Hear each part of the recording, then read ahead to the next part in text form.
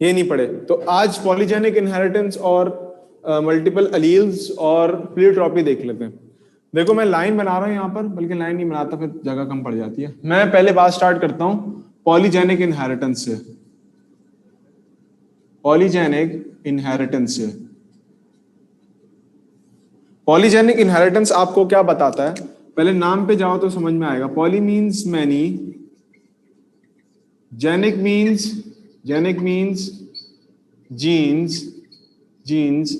तो polygenic inheritance means many genes are controlling a single character, many genes are controlling a single characters। अच्छा multiple alleles हो गए, ठीक है, multiple alleles हो गए थे, ठीक है, सही है, सही है, फिर ये दो ही रह गए।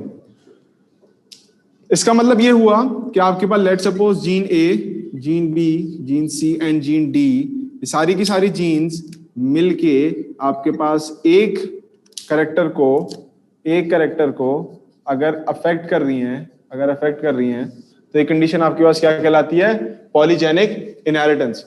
अब देखो एक बात याद रखना, difference between multiple alleles and polygenic inheritance, ये जो तीन चीजें ना, मल्टीपल अलील्स, पॉलीजेनिक इनहेरिटेंस, प्लीयोट्रॉपी, इनके कॉन्सेप्चुअल चीजों में स्टूडेंट्स फंसते हैं। ऐसा पॉलीजेनिक इनहेरिटेंस, प्लीयोट्रॉपी, दोनों के अंदर आपके पास कोई भी सवाल क्रॉसिंग का नहीं आएगा, पेडिग्री का नहीं आता, कोई चेकर बोर्ड वेकर बोर्ड कुछ नहीं आता। ये सिर्फ थ्योरेटिकल सवाल है, तो उसको थ्योरेटिकल समझा के ही आगे बढ़ जाऊंगा। लेकिन समझना जरूरी है कि हमारे पास होती क्या कंडीशन है। पॉलीजेनिक इनहेरिटेंस में आपके पास एक जीन मौजूद है, एक करेक्टर है, फॉर एग्जाम्पल स्किन कलर का एक करेक्टर है। इस करेक्टर को कंट्रोल करने वाले जीन्स होंगे। जीन्स कितने हैं आपके पास, एक है ए जीन, एक है बी जीन और एक है आपके पास सी जीन, लेट सपोज। इन जीन्स के भी आपके पास फर्दर अलील्स होंगे, capital A, capital B, small B, capital C और स्मॉल सी, यानी ये कैपिटल यू बना दूं, कैपिटल सी और स्मॉल सी। क्या मतलब हुआ, मतलब ये हुआ कि आपके पास ये तो एक जीन हो गया, ये दूसरा जीन, ये तीसरा जीन, तीन चार जीन्स मिलके आपके पास अपने with respect to their alleles expression देंगे स्किन कलर का। एक्सप्रेशन देंगे स्किन कलर का। अब स्किन कलर में क्या कंडीशंस आ सकती हैं, स्किन कलर्स में आपके पास दो एक्सट्रीम्स आते हैं, दो एक्सट्रीम्स, एक है डार्क कलर, एक है light colour, light and dark. इसका मतलब ये हुआ कि आपके पास अगर कभी भी capital A, capital B, capital C for example यहां आ जाए तो ये डार्क हो जाएगा। अगर आपके पास स्मॉल ए, स्मॉल बी, स्मॉल सी ये आ गया तो क्या हो जाएगा, लाइट हो जाएगा। लेकिन क्या हमारे पास फिजिकल एनवायरनमेंट में सिर्फ दो ही कलर होते हैं, ब्लैक और ब्राउन, ब्लैक और व्हाइट, यानी ये काले होंगे, बल्कि ब्लैक काले और व्हाइट गोरे, ऐसा ही होता है? नहीं। अगर आप हमें देखो, हम जो साउथ एशियंस हैं, we are not black, we are not white, we are somewhere in between, fair colour, या जिसको क्या कहते हैं, नहीं कौन कौन से होते हैं वो, चॉकलेटी नहीं, गंदुमी कलर ना। तो ये आपके पास कलर्स का जो वेरिएशन है कहां से आ रहा है, ये इनके कॉम्बिनेशन से आ रहा है, इनके कॉम्बिनेशन से आ रहा है। आपके पास एक कॉम्बिनेशन कुछ ऐसा भी होगा, capital A, capital B, capital C, small C, एक कॉम्बिनेशन ऐसा है। एक कॉम्बिनेशन आपके पास जो है वो ऐसा भी होगा, capital A, capital B, capital C, small C. आपके पास कोई रेशियो ऐसा भी होगा, कैपिटल ए, स्मॉल सी।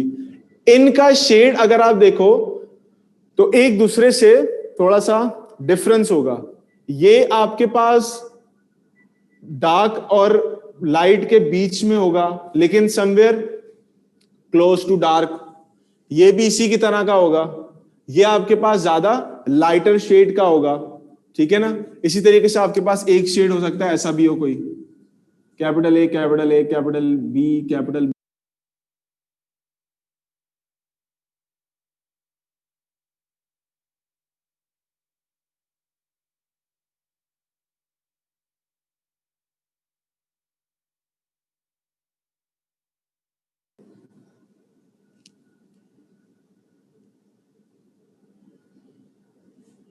आ रही है, ठीक है जी।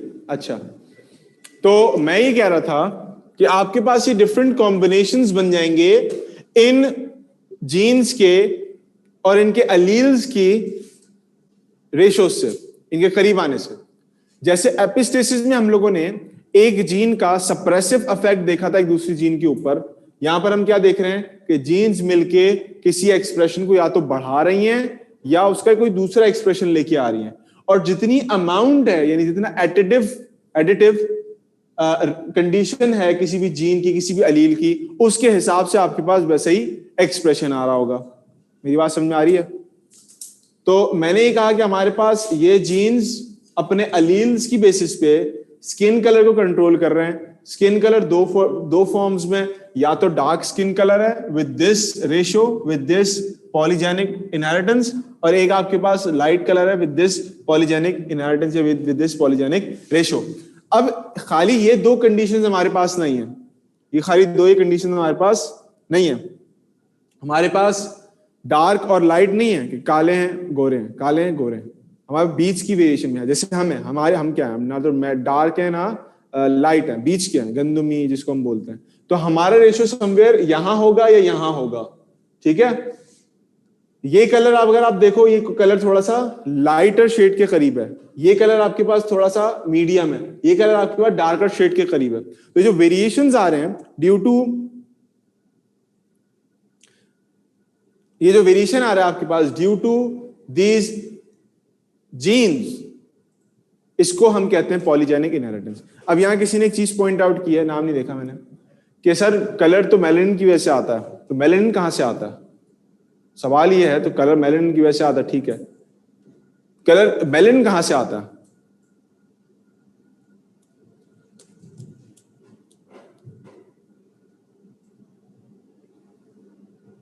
जीन एक्सप्रेशन देन प्रोटीन, यही वो जीन्स हैं जो आपके पास मिलके कोई खास काम करके आपको कलर दिखा रहे हैं। मेलानिन की प्रोडक्शन का, मेलानिन की प्रोडक्शन इन्हीं की वजह से हो रही है, ये एक्सप्रेशन दे रहे हैं।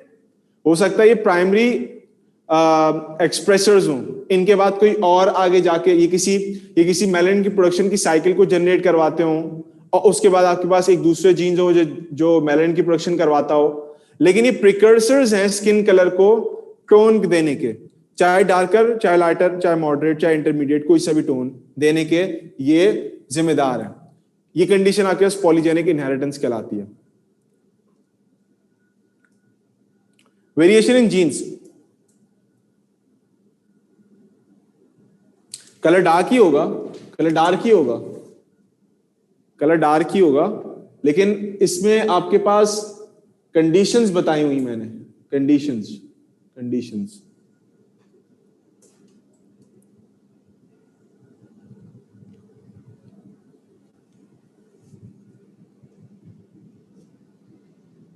बेटा मैंने स्टार्टिंग में ही बता दिया था आपको कि पॉलीजेनिक इनहेरिटेंस भी और प्लेयोट्रॉपी भी दोनों के दोनों आपके पास ना तो मेंडल्स के लॉ की फॉर्म में आते हैं, ना आपको कोई चेकर बोर्ड बनाना है, ना आपके पास पेडिग्री के फॉर्म में सवाल आते हैं। आपके पास सिर्फ और सिर्फ थ्योरेटिकल सवाल आ जाएगा कि many genes controlling one character is known as फलाना, ये skin is colour of the skin is an example of what, इस तरह के थ्योरेटिकल क्वेश्चंस आते हैं, ठीक है।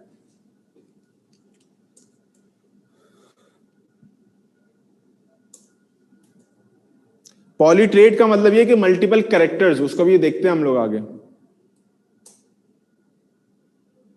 बहुत सारी जीन्स मिलके कैरेक्टर बना रही है, एग्जैक्टली। एडिटिव इफेक्ट भी कह सकते हैं, बिल्कुल कह सकते हैं कि जितनी ज्यादा जीन्स जिसके हिस्से की होंगी उतना ज्यादा इफेक्ट उसका नजर आएगा। अगर आपके बहुत सारे रेसेसिव जीन्स होंगे तो उनका इफेक्ट, उनका रेशियो ज्यादा नजर आएगा आपको, ठीक है। जितनी ज्यादा डार्कर के होंगे उतना डार्कर। मिसाल के तौर पे अगर मैं इसको इस तरह से बनाऊं, फॉर एग्जांपल अगर मैं इसको बनाऊं ऐसे कि आपके पास A1 A1 A1 A1,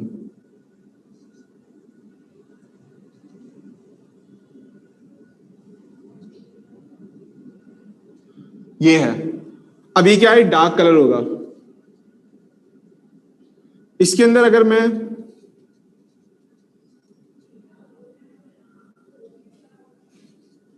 ये डाल दूं, ये थोड़ा सा रिलेटिवली लाइट कलर होगा। इसी तरह से ये डाल दिया, ये क्या होगा, ये ऑल लाइट होगा।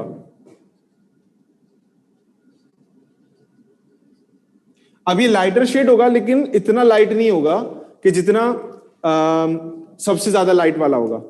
फिर अगर हम इसमें फर्दर करते जाएं तो ये बहुत ज्यादा लाइट होगा, और एंड में क्या होगा आपके पास, तो जिसके वाले जीन्स ऐड होते जा रहे हैं, मिसाल के तौर पे ये ऐड होता जा रहा है, ये ऐड हो रहे हैं, ये ऐड हो रहे हैं, ये ऐड हो रहे हैं, और आपके पास अल्टीमेटली ये ऐड हो गए, ठीक है। तो जिसकी एडिशन होती जा रही होगी उसका पलड़ा भारी होगा और वो अपना उतना ज्यादा एक्सप्रेशन दिखा पाएगा। ये डार्क थे, ये बिल्कुल लाइट थे, तो इस तरह से एक्सप्रेशंस आपके पास मल्टीपल जीन्स के नजर आ रहे हैं आपको, कि जीन्स तो बहुत सारी हैं, इनकी अलीलिक फॉर्म्स जो है वो शेड, टोन उसको ऑल्टर कर सकती है। ठीक है जी, इससे आगे चलता हूं मैं। अब जो वो पॉलीट्रेट की जो लोग बात कर रहे हैं उसके ऊपर भी आ जाते हैं।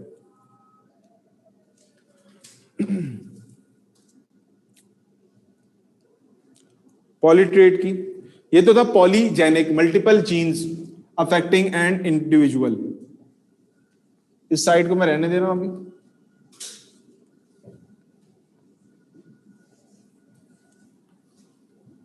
साइड को, अच्छा जी। अब देखो पॉलीजेनिक इनहेरिटेंस देखा, अब देखते हैं प्लियोट्रॉपी को। यहां पर आपके पास एक जीन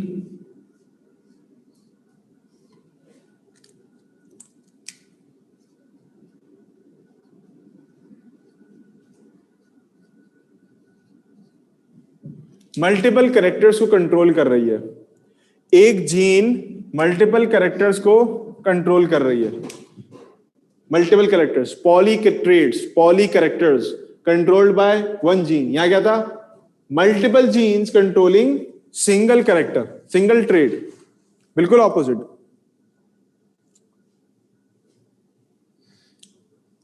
बिल्कुल ऑपोजिट, ठीक है, बिल्कुल ऑपोजिट होगा। सिर्फ एग्जांपल्स दूंगा इसकी डिटेल में नहीं जा रहा, क्योंकि आपकी बुक में भी छोटे छोटे से टॉपिक्स लिखे हुए हैं। पेपर में भी कोई बड़े बड़े इसके क्रॉसेस नहीं आते, क्रॉसेस तो आते ही नहीं, बड़े तो छोटे, बड़े छोटे की बात ही नहीं है। क्या कहते हैं जी कि आपके पास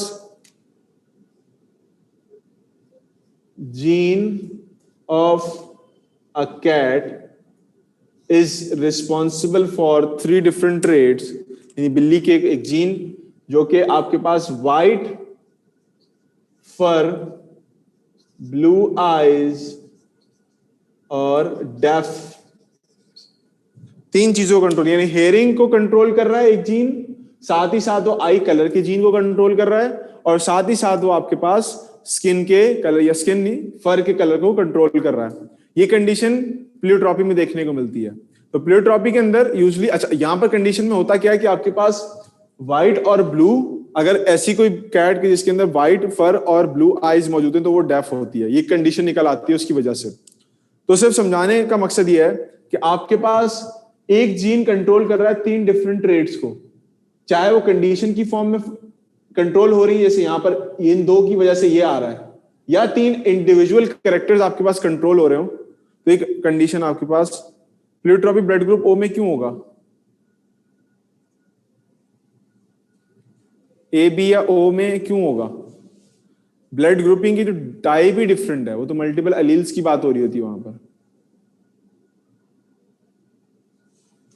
एग्जाम्पल्स को भी एक दूसरे के साथ मत मिलाना। पेपर में बहुत सारे बच्चे नर्वस होते हैं, तकरीबन सभी होते हैं कि नेचुरल फिनोमेना है, ये नर्वस होता है बंदा। वहां पर एग्जाम्पल अगर देके पूछी जाती है या आपके पास कोई कंडीशन बताई जाती है तो उसमें लोग कंफ्यूज हो जाते हैं और उस कंफ्यूजन की वजह से वो गलत आंसर टिक कर देते हैं। तो कोशिश ये करो कि एग्जाम्पल्स आपको एटलीस्ट पता होनी चाहिए।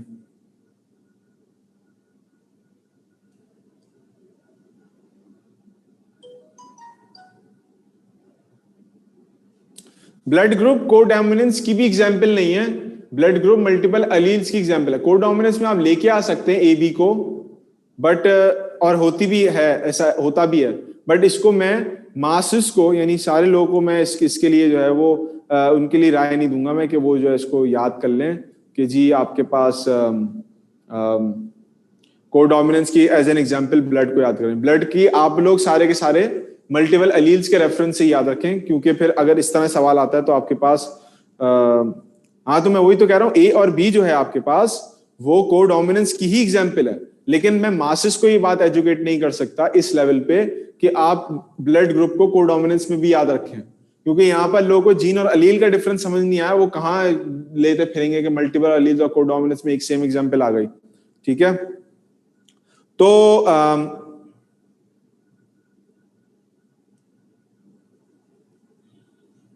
पॉलीट्रेट पॉलीप्लियोट्रॉपी सेम है, सेम चीजें हैं, दो आसान नाम हैं उसके।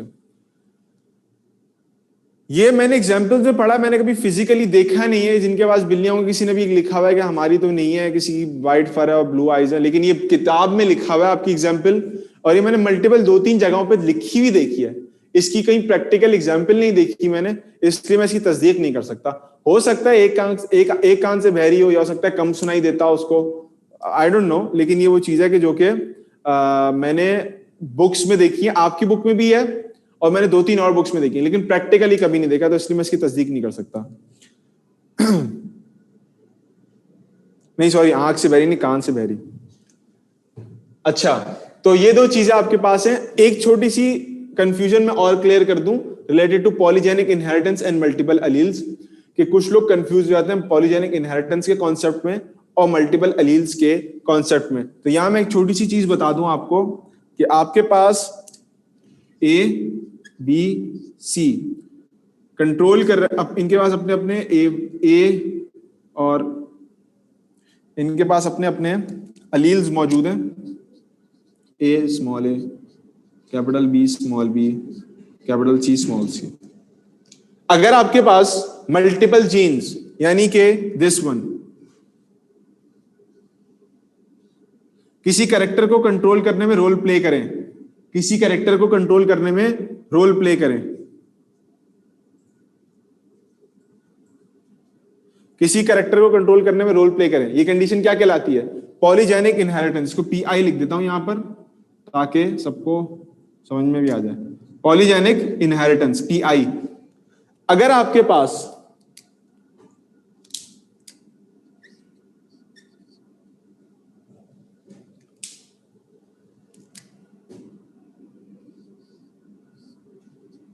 ए बी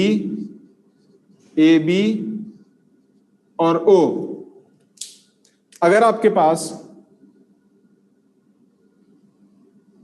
ये किसी कैरेक्टर को एक्सप्रेस करवा रहे हैं, कंट्रोल कर रहे हैं, ये कंडीशन आपके पास कहलाती है मल्टीपल अलील। अब देखो समझो मैंने क्या कहा है यहां पर मैंने जीन्स के मिक्सचर को, जीन्स के साथ काम करने को, जीन्स के कॉम्बिनेशंस की बात की है।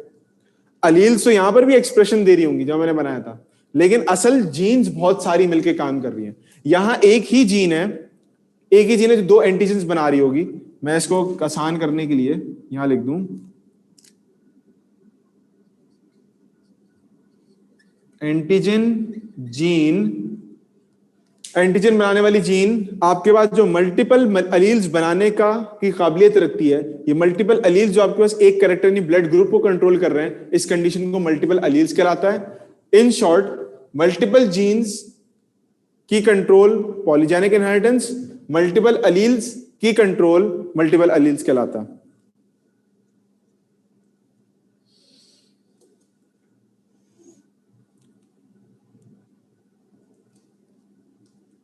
प्लियोट्रॉपी में अगर डिफेक्ट आ जाए किसी एक जीन में तो एग्जैक्टली उसका इफेक्ट बहुत ज्यादा नजर आएगा, क्योंकि वो मल्टीपल कैरेक्टर्स को कंट्रोल हो रहे होंगे वहां पर।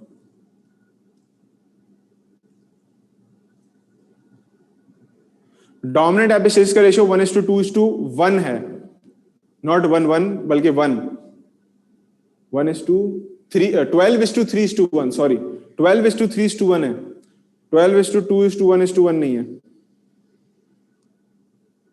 फिनाइल कीटोनूरिया की एग्जाम्पल जो है, फिनाइल कीटोनूरिया की एग्जाम्पल है आपके पास फिनाइल कीटोनूरिया फिनाइलकेटोनूरिया, इसमें आपके पास एंजाइम का ना बनना जो कि फिनाइल अलानीन को ब्रेक डाउन करता है, तो वो जीन जो है वो फिनाइल अलानीन के एंजाइम को भी कंट्रोल कर रही होती है। अगर वो ना हो तो फिनाइलकेटोनूरिया हो जाता है। तो एंजाइम नहीं बन रहा आपके पास जो फिनाइल अलानीन को तोड़ता है। दूसरा, इसकी वजह से क्या कंडीशंस क्या अपेयर होती हैं? लाइट स्किन टोन, और तीसरा light hair colour, thin hairs, light hairs, इस तरह से ना।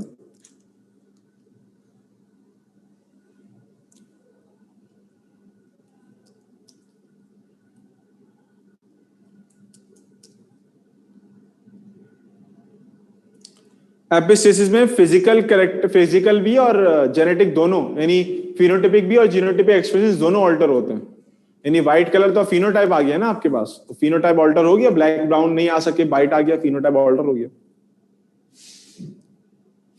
बेटा जीन ऑफ कैट इसमें लिखा है ना, प्लेयोट्रॉपिक एग्जांपल है, और वो देख के भी पता चल रहा है एक जीन 3 कैरेक्टर्स को कंट्रोल कर रहा है। फिनाइलकेटोनूरिया में क्या है? फिनाइलकेटोनूरिया हो किस वजह से रहा है? वो जीन आपके पास जो कि, अच्छा मैं आसान लफ्जों में बता देता हूं, सब्र करो। पॉलीजेनिक इनहेरिटेंस, एक जीन, एक मल्टीपल जीन्स एक कैरेक्टर को कंट्रोल कर रहे हैं। इसका उल्टा pleiotropy, poly traits, poly characters, क्या कंडीशन है? एक जीन मल्टीपल कैरेक्टर्स को कंट्रोल कर रही है, pleiotropy. Examples of polygenic inheritance क्या है? Skin colour, intelligence, height. Examples of pleiotropy क्या है? जीन्स ऑफ कैट जो कि व्हाइट, ब्लू आईज और डेफनेस, 3 चीजों को कंट्रोल कर रही है। इस तरह से ह्यूमंस के अंदर फिनाइलकेटोनूरिया, कि फिनाइलकेटोनूरिया कब होता है? जब फिनाइल अलानीन जो कंपाउंड है उसको ब्रेक डाउन करने का जीन मौजूद ना हो। उसको ब्रेक डाउन करने का जीन अगर मौजूद नहीं होगा आपके पास, तो एक तो एंजाइम की डेफिशिएंसी, दूसरा उस एंजाइम के ना होने और फिनाइल अलानीन के बढ़ जाने की वजह से कंडीशंस क्या डेवलप होंगी कि आपके पास स्किन टोन भी लाइट हो जाएगा बहुत ज्यादा। और तीसरी चीज ये कि स्किन जो हेयर्स हैं आपके वो भी आहिस्ता आहिस्ता पतले होना शुरू हो जाएंगे और हल्के होना शुरू हो जाएंगे। ये स्टोरी है जो मैंने बता दी।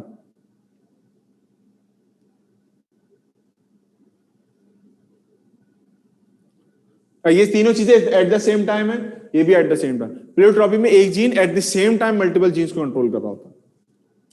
ठीक है, इसमें मैं इतना टाइम इसलिए लगाना नहीं चाह रहा था कि ये सवाल सिर्फ थ्योरेटिकल बेसिस पे इंपॉर्टेंट है। जितनी थ्योरेटिकल बताना था मैंने बता दिया।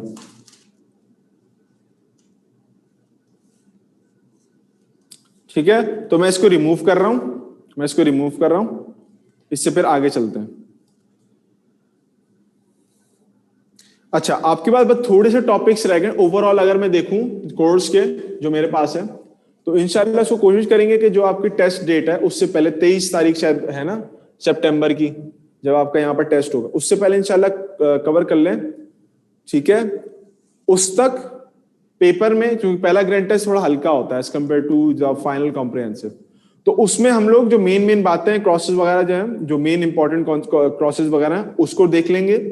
किंगडम प्लांटे के अंदर कुछ इंपॉर्टेंट टॉपिक्स जो है उसको देखेंगे, क्योंकि पूरा किंगडम प्लांटे हम लोग नहीं पढ़ेंगे। किंगडम प्लांटे के अंदर से सवाल, अगर किसी ने पास पेपर वगैरह सॉल्व किए हो तो इक्का दुक्का कोई सवाल आ जाते हैं, और सिर्फ 3 टॉपिक्स हैं उस बुक में, उस चैप्टर में जिसमें सवाल आते हैं। एक टॉपिक है related to divisions of kingdom plantae, kingdom plantae कैसे डिवाइडेड है पूरा, वो आपको पता होना चाहिए। दूसरा, जर्नल लाइफ साइकिल्स ट्रैक्योफाइट्स की, ब्रायोफाइट्स की, एंजियोस्पर्म जिम्नोस्पर्म्स की कैसी है, यानी एंजियोस्पर्म जिम्नोस्पर्म की और ब्रायोफाइट्स की जो जर्नल लाइफ साइकिल्स हैं वो कैसी हैं, वो हम रिप्रेजेंटेशन से देख लेंगे। तीसरी टॉपिक जो मैं आप लोग को बुकलेट में दे चुका हूं वो है फ्लोरल कैरेक्टर्स का। उसी चीज को जिसको मैंने आपको बुक में जो बुकलेट में दिया है, उसी चीज को मैं स्टेप बाय स्टेप आपको समझा दूंगा कि फ्लोरल डायग्राम्स को देख के आप अंदाजा लगा लें कि आपके पास सवाल की नौयत किस तरह की होगी, या आपका सवाल जब भी पूछा जाए तो आप किस तरह से करो। तो किंगडम प्लांटे जो है वो 1 या 2 क्लास का चैप्टर है बमुश्किल। बाकी आपके पास जो है वो इसको हम इंशाल्लाह 1-2 क्लास के अंदर, वैसे तो मेरी कोशिश आज इसको कंप्लीट करा दूं, लेकिन आज कंप्लीट ये होगा नहीं। फॉर्मूले देखो याद रखो, फॉर्मूले याद कर लो सारे के सारे, अभी से बता रहा हूं फॉर्मूले याद कर लो। सारे कैरेक्टर्स याद करने, ये शायद मैंने पहले ही कभी बताया था, सारे कैरेक्टर्स याद करने से बेहतर है सिर्फ 5 फैमिलीज हैं, एक एक फॉर्मूले याद कर लो, दैट्स इट, बात खत्म।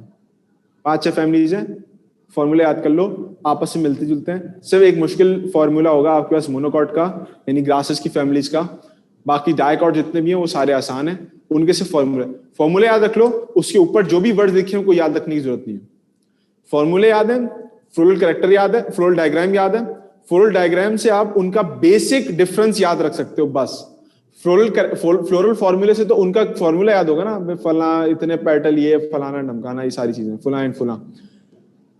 आपको फ्लोरल डायग्राम देख के डिफरेंस पता रहेगा कि किसके अंदर कैसी प्लासेंटेशन है, किसके अंदर कौन सी पोजीशन है एंथर्स की, किसके अंदर जिम्नोस्पर्म्स की कैसी पोजीशन है, ठीक है, ये सारी चीजें आपको याद रह जाएंगी। एस्टिवेशन पेटल्स की या कैलेक्सी यानी फॉर्मेशन जो होती है वो कैसी है, तो इसीलिए आप डायग्राम्स, फ्लोरल डायग्राम्स जैसे जो मैंने दी थी एग्जांपल्स के साथ वैसे, और दूसरी चीज फ्लोरल फॉर्मूला, ये 2 चीजें याद रख लो इस चैप्टर के अंदर। बाकी लाइफ साइकिल्स रह जाएंगे, एक चार्ट बनाऊंगा खाली जिसमें आपको पूरी क्लासिफिकेशन दिखा दूंगा पूरे किंगडम प्लांटे की मेजर क्लासिफिकेशंस, और आपको डायग्रामेटिक रिप्रेजेंटेशन से जो मेजर आपके पास जो लाइफ साइकिल्स हैं उसकी बात कर लेंगे, हमारे पास चैप्टर वाइंड अप हो जाएगा। उस चैप्टर में से किसी ने पास्ट पेपर में सवाल सॉल्व किए हो वो देख सकता है, बता सकता है कि आपके पास मुश्किल 1-2 बहुत कम सवाल आते हैं, बहुत कम सवाल, और कभी कभार सवाल किसी साल आते भी नहीं, जैसे जनरेशन में जीन स्किप हो जाती है ना, कैरेक्टर स्किप हो जाती हैं कभी कभार, तो वैसे ही सवाल स्किप हो जाते हैं इसमें से कभी कभार, ठीक है। तो मैं अपनी उसकी बात कर रहा था, तो कुछ पैडिग्री के क्वेश्चंस आपको बताऊंगा इसी में, कुछ पैडिग्री के क्वेश्चन बताऊंगा एंड में, इस चैप्टर के एंड में, ठीक है, प्लांटे से पहले। और यानी टोटल समझ लो कि 5 टॉपिक्स बमुश्किल रह गए हमारे, 4 या 5 पैडिग्री समझाऊंगा। उसके बाद हमारे पास जब एक बार कोर्स कंप्लीट हो जाएगा तो ग्रैंड टेस्ट आसान होते हैं, ग्रैंड टेस्ट रिलेटिवली बहुत आसान, जैसे मैंने आप लोगों को क्लास में टेस्ट करवाए थे, ग्रैंड टेस्ट बिल्कुल उसी तरह के होते हैं, ठीक है। साथ में मैं आपको वर्कशीट्स भी देता रहूंगा, जब एक बार टेस्ट खत्म हो जाए वर्कशीट्स दूंगा, सवालात जो कुछ जीन्स के जेनेटिक्स वगैरह के हैं वो सॉल्व करेंगे बैठ के, क्योंकि फिर फारिग टाइम होगा हमारे पास, फिर हम लोग खेल सकते हैं हर चीज के साथ, सवाल नए नए निकाल के, कुछ सवाल मैं बना के दूंगा आप लोगों को जो कभी किसी पास पेपर में नहीं आए, अगर हमारे पास कहीं से घूम के सवाल आ गया तो हर चीज एक एक करके प्रैक्टिस करेंगे, ठीक है। तो वर्कशीट्स मैंने आप लोगों के लिए प्रिपेयर करके रखी हूँ, मैं आपको स्टेप बाय स्टेप चीजें दूंगा, कुछ फोटोसिंथेसिस की दे दूंगा, 10-20 सवाल भी, एक आइडिया हो जाएगा। तो ग्रैंड टेस्ट रिलेटिवली इजी होता है, मेरा पोर्शन तो इजी है और होगा भी इजी, और उसके बाद फिर दूसरा ग्रैंड टेस्ट थोड़ा सा मुश्किल, और फिर कॉम्प्रिहेंसिव सबसे मुश्किल। तो कॉम्प्रिहेंसिव से पहले आप लोगों की प्रैक्टिस भी करवा दूंगा, क्योंकि हमें टाइम मिल जाएगा, क्योंकि कोर्स तो खत्म है, कोर्स खत्म है, जो एक्स्ट्रा चीज पूछनी होगी वो उसको देख लेंगे, एक्स्ट्रा सवालों की प्रैक्टिस कर लेंगे, जेनेटिक्स के ऊपर और बायोएनर्जेटिक्स के ऊपर थोड़ा ज्यादा टाइम लगा देंगे, कि उसमें सवाल निकाल के आप लोग कोई सवाल मुझे बोलो, मैं सवाल सॉल्व कर दूंगा, कुछ सवाल मैं निकाल के लाऊंगा वो कर दूंगा, वर्कशीट क्लास में सॉल्व कर लेंगे इस तरह से। तो ठीक है, इस तरह से पैटर्न लेके चलेंगे, ठीक हो गया।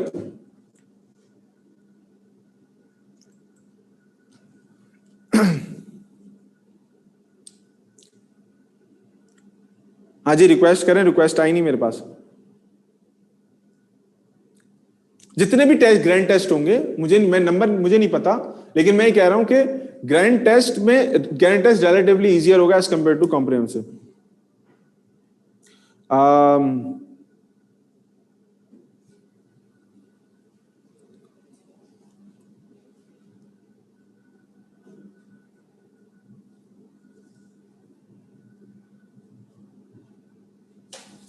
पीएमडीसी और पीएमसी में फर्क है एक डी का। आज ही प्लांटे मेरा लास्ट है, प्लांटे में सिर्फ मैं 2 टॉपिक्स पढ़ाऊंगा उस पूरे चैप्टर में से, इसको समराइज करके, ठीक है। ये मुझे नहीं पता, मैं सिर्फ आपको एक ब्रीफ बात बता रहा हूं कि टेस्ट जब भी होगा तो मैं किस तरह से आप लोगों के साथ पैटर्न रखूंगा चीजों को सिखाने का और करने का। बहरहाल तो अच्छा, मुझे पता चला कि आप लोगों को सर ने बता दिया, फिर तो बताने नहीं चाहिए, सरप्राइज टेस्ट होना चाहिए फिर तो बहुत सारों के लिए। अगर एक्सप्लेनेशन दे दिए सर ने तो। सरप्राइज टेस्ट ज्यादा अच्छे होते, सरप्राइज टेस्ट ही लेने चाहिए। मैं तो कहता हूँ एनटीएस भी सरप्राइज ही होना चाहिए, एक रात पहले पता चल जाए। सब्जेक्ट वाइज ऑनलाइन होगा, टेस्ट फिजिकल होगा। अच्छा ठीक है, फिर सही है। और इसका मतलब सर बता चुके हैं तो फिर मेरा बोलने की कोई जरूरत नहीं है, बस जो होगा उसके साथ हो जाएगा, आपके साथ जो होना होगा। ठीक है जी। तो अच्छा, अब जरा मूव करते हैं एक टॉपिक की तरफ, linkage and crossing over. Linkage और क्रॉसिंग ओवर। एक डायग्राम से इन दोनों कॉन्सेप्ट्स को समझा देता हूं कि लिंकेज और क्रॉसिंग ओवर में क्या फर्क होता है।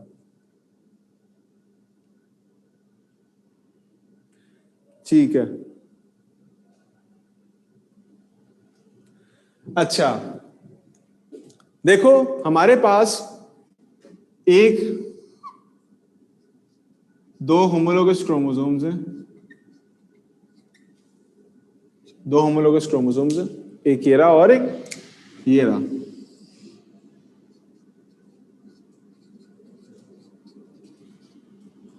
ये क्रोमोसोम नंबर 1 हो गया, ये क्रोमोसोम नंबर 2 हो गया।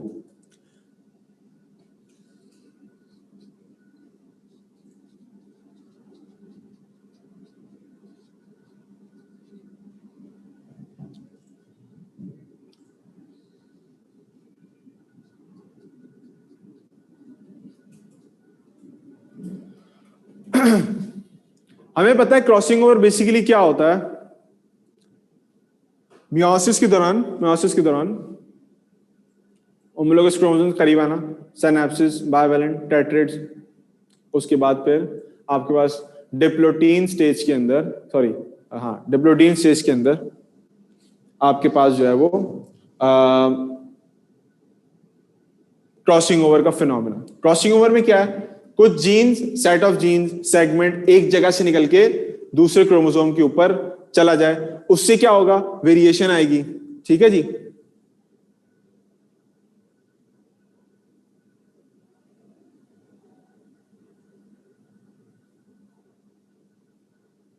दो ट्रेड्स वालों की भी प्रैक्टिस करवा दूं, कोई मसला नहीं है।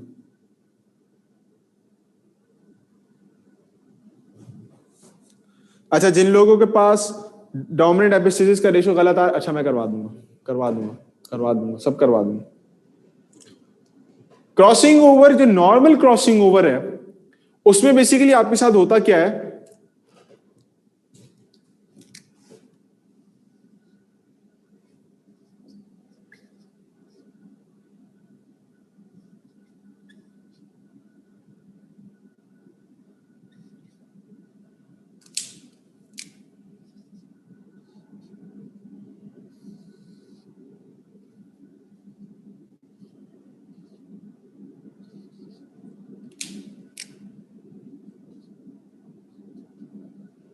नॉर्मल क्रॉसिंग ओवर में देखो अब आपके साथ क्या हुआ कि आपके कुछ genes from one chromosome to another chromosome move करके बड़ी आसानी से उधर उधर चले गए, मूव करके वहां चले गए। रैंडम मूवमेंट हुई इनकी, कोई किसी के साथ लटक के जबरदस्ती नहीं किया कि मैं भी जा रहा हूं तो मेरे साथ जाओ। अब यहां से डी निकल के यहां चला गया, कोई बात नहीं है, इसकी जगह पे आ गया। यहां से एफ इसके साथ चला गया। ये डी अपने साथ जबरदस्ती ई को नहीं लेके गया, जी अपने साथ जबरदस्ती एफ को नहीं लेके गया। तो क्या है कि दोनों के सारे रैंडमली एक दूसरे के साथ मूव कर रहे हैं, रैंडम मूवमेंट हो रही है। बट इन लिंकेज हमारे पास क्या हो रहा है, नाम बता रहा है आपको, लिंक। लिंक का मतलब क्या है,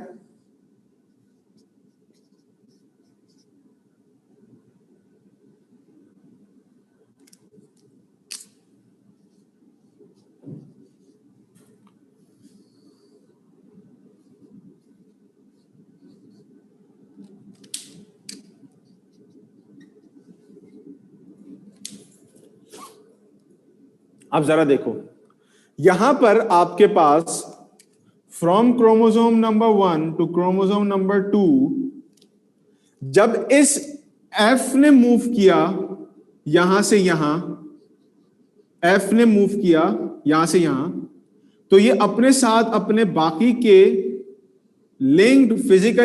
फिजिकली बॉन्डेड जीन्स को भी लेके आ गया साथ साथ। यानी अब ये अकेले नहीं गया, बल्कि अपने साथ linked, attach, bonded physically genes को भी साथ लेके उस तरफ आ गया। सेम केस आपके साथ हुआ जी के साथ। जी जो है वो यहां से मूव करके यहां आया, यहां से मूव करके यहां आया, और अकेले नहीं आया बल्कि एफ और ई दोनों को साथ लेके क्रोमोसोम नंबर 2 पे आ गया। यानी आपके पास जब भी कभी एक जीन किसी दूसरी जीन के साथ लिंक्ड हो और लिंक्ड फॉर्म में इनहेरिट हो जाए दूसरे क्रोमोसोम के अंदर, यानी यहां से पूरे के पूरे उठ के वहां चले जाए लिंक्ड फॉर्म में, ये कंडीशन आपके पास कहलाती है लिंकेज। हो यहां पर भी क्रॉसिंग ओवर ही रहा है, एक बात क्लियर कर दूं, यहां पर भी क्रॉसिंग ओवर ही हो रहा है कि एक क्रोमोसोम के जीन्स मूव करके दूसरे क्रोमोसोम पे आ रहे हैं during diplotene phase, during meiosis. But the difference is कि यहां पर आपके पास जो नॉर्मल क्रॉसिंग ओवर थी और रैंडम जीन्स क्रॉस हो रहे थे, रैंडम जीन्स इधर उधर मूव कर रहे थे। बट यहां क्या हो रहा है, यहां रैंडमली तो मूव कर रहे हैं बट लिंक्ड जीन्स अपने साथ अपने वालों को लेके जा रहा है। पार्टी वगैरह में जाते हैं, दोस्त घूमने के लिए आते हैं कि मैं जाऊंगा तो मेरा दोस्त भी साथ जाएगा, ठीक है, या तुम भी जाओगे तो मैं भी जाऊंगा तुम्हारे साथ। तो वैसी वाली कंडीशन है यहां पर कि अगर एफ जाएगा तो एफ के साथ ई और जी जो ऊपर नीचे अटैच्ड हैं वो भी साथ जाएंगे, अगर जी जाएगा तो जी के साथ ई और एफ जो अटैच्ड हैं वो भी साथ ही मूव करेंगे। तो वी डोंट हैव रैंडम, हाँ ये कह सकते हैं याद रखने के लिए कि crossing over in an organized and united manner, मतलब यूनाइटेड होके जा रहे हैं सारे के सारे। तो ये डिफरेंस है आपके, याद रहे यहां पर भी क्रॉसिंग ओवर ही हो रही है, बट डिफरेंस ये है कि किसी ने यहां मेंशन किया, नाम नहीं देखा मैंने, किसी ने मेंशन किया कि एक ऑर्गेनाइज्ड और यूनाइटेड फॉर्म में वो मूव करके आ रहे हैं। अब इसकी एग्जाम्पल देखो, एग्जाम्पल समझो इसकी। आपके पास एक अदद डॉर्सोफिला फ्लाई है, डॉर्सोफिला, उस डॉर्सोफिला की बॉडी ब्लैक है, डॉर्सोफिला की बॉडी ब्लैक है और डॉर्सोफिला की आईज जो हैं वो रेड है। डॉर्सोफिला की आईज क्या है, रेड है। और एक दूसरी डॉर्सोफिला है जिसके पास रेसेसिव ग्रे बॉडी है, मैं यहां ब्लू से बनाऊं लेकिन ग्रे बॉडी है, और उसकी जो आईज हैं वो क्या है, वाइट है, वाइट।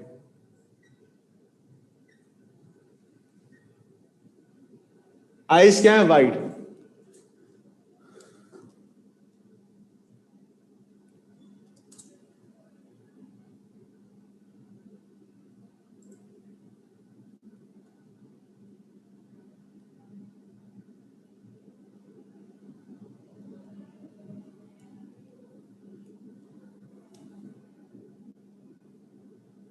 जीन्स की डेफिनेशन क्या होती है? ये सवाल जो इतना लंबा है किसका है, 2 4 5 7, हो सकता है बहुत सारे लोगों के दिमाग में सवाल हो और होगा भी, बहुत सारे लोगों ने पूछा भी है। सवाल ये है कि अगर जीन का ये जो हमने डिप्लोटीन में देखा था कि सेगमेंट्स टूट के इधर उधर जा रहे होते हैं फ्रॉम वन टू अनदर, ये भी तो हो सकता है कि उस सेगमेंट के अंदर मल्टीपल जीन्स एक साथ चले जाएं, एक साथ चले जाएं। तो पहले जीन की डेफिनेशन याद करो, जीन की डेफिनेशन क्या थी? जीन की डेफिनेशन थी a segment of DNA that codes for a specific command या protein, a segment piece of a DNA. इसका मतलब यह है कि जीन आपके पास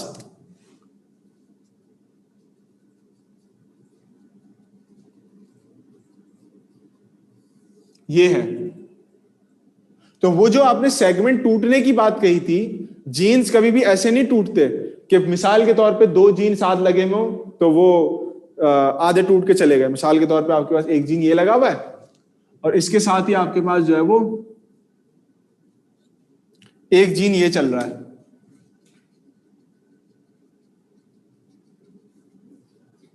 ठीक है।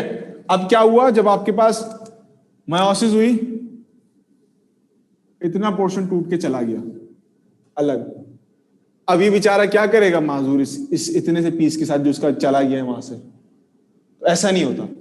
अगर तो आपके पास पूरे ये दो निकल के जा रहे हैं तो लिंकेज हो गई, दो जीन्स एक साथ जा रहे हैं।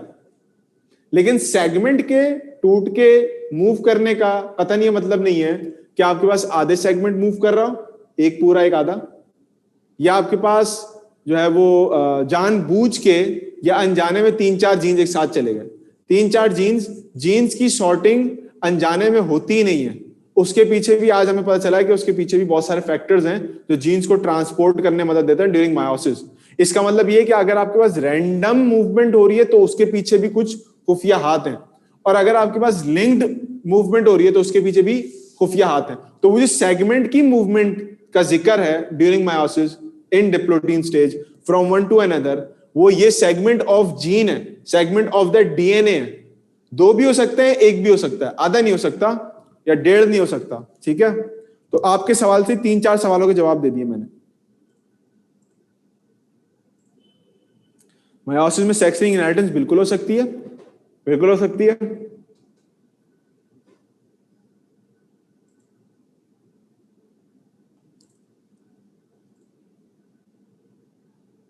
तो जीन लिंकेज यही है कि आपके पास रेड और ये ब्लू, ये अगर साथ आपके पास इनहेरिट हो रहे हैं एक पर्टिकुलर क्रोमोसोम में, ये कहलाएगा आपके पास लिंकेज। लेकिन अगर आपके पास ब्लैक अलग और रेड अलग अलग जा रहे हैं, ये कहलाएगा नॉर्मल क्रॉसिंग ओवर। ये दोनों साथ जा रहे होंगे तो क्या होगा? लिंकेज। ब्लैक और ब्लू दो अलग अलग जीन्स साथ जा रहे हैं। अगर आपके पास रेड अलग ब्लू अलग तो ये क्या है? नॉर्मल क्रॉसिंग होगा।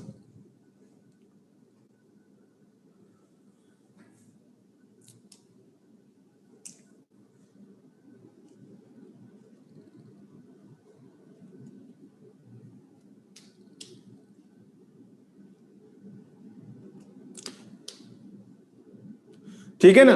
तो अब मैं किस पे जा रहा था अभी? हाँ, लिंक मैं क्या बता रहा था? अच्छा, मैं ये बता रहा था कि लिंकेज में टीएच मॉर्गन ने और मुख्तलिफ और साइंटिस्ट ने इसको देखा कि मुख्तलिफ जनरेशन तक जब इन दोनों का क्रॉस करवाया गया तो उम्मीद ये की जाती थी कि आपके पास जैसे इंडिपेंडेंट असॉर्टमेंट में होता है कि ब्लैक के साथ व्हाइट आइज भी आ सकती थी, व्हाइट के साथ ये ग्रे के साथ रेड आइज भी आ सकती थी, लेकिन ऐसा हुआ नहीं, ऐसा हुआ नहीं। और रिजल्ट क्या हुआ? क्या देखने में आया कि हर जनरेशन में ये दो कैरेक्टर्स फिक्स जाते थे, चाहे मेल में जाए फीमेल में जाए, लेकिन रेड आइज ब्लैक बॉडी ही साथ होते थे, व्हाइट आइज ग्रे बॉडी ही साथ होते थे, devoid regardless of the gender या sex of that particular fly. तो इससे उन्होंने अंदाजा लगाया कि हर बार इंडिपेंडेंट असॉर्टमेंट नहीं हो रही होती, कभी कभार लिंक्ड जीन्स भी मूव कर रहे होते। तो हर सेल के अंदर हर गैमेट की फॉर्मेशन के दौरान आपके पास ब्लू व्हाइट और व्हाइट आइज और ग्रे बॉडी साथ के कैरेक्टर साथ जाएंगे, और दूसरे के अंदर से जो गैमेट्स में जो जीन्स जा रहे हैं वो रेड आइज और ब्लैक बॉडी ही के जाएंगे। डॉर्सोफिला इसलिए यूज किया गया, डॉर्सोफिला एक इजीली के क्रोमोसोम बहुत कम नंबर के होते हैं, कॉम्प्लेक्सिटीज कम होती हैं, मल्टीपल काम डॉर्सोफिला के ऊपर, सेक्स लिंक्ड इनहेरिटेंस का काम की स्टार्ट जो है डॉर्सोफिला फ्लाई के ऊपर की गई थी, क्योंकि आपको कलर वेरिएशन मिल जाते हैं और बाजार साफ देखने को मिलते हैं। ठीक है,